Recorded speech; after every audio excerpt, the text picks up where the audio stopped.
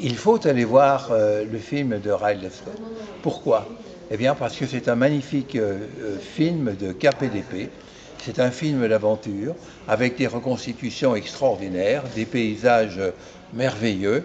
Et pendant 2 heures et demie, on voit ce qui enchante l'esprit et qui fait vagabonder également. Il faut aller le voir, mais ne pas s'imaginer que l'on va assister à une reconstitution historique. Pour vous, il y a des contre-vérités dans ce film? Y a-t-il des contre-vérités dans ce film? Ce film est plein de contre-vérités. Ça commence très mal, lorsqu'on nous montre le jeune Bonaparte assister à l'exécution de Marie-Antoinette alors qu'il se trouvait à 800 km de là à Toulon. Ça se finit à peu près de la même manière lorsque l'on voit Napoléon, après Waterloo, se précipiter pour voir Joséphine qui en réalité est morte depuis plus d'1 an.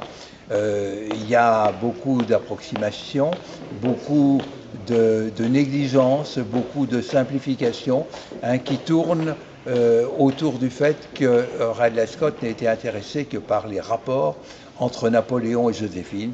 Donc tous les autres personnages ne sont que des marionnettes. Alors, après avoir écrit une trentaine de livres sur Napoléon, être dans le souvenir napoléonien en permanence, vous êtes un ancien journaliste. Quel lien on fait entre l'historien et le journaliste? Oh, ils ont tous les deux la même perspective, la même envie, peut-être d'ailleurs inaccessible. Pourquoi? Tout simplement parce que le journaliste, c'est l'historien du présent, l'historien, c'est le journaliste du passé.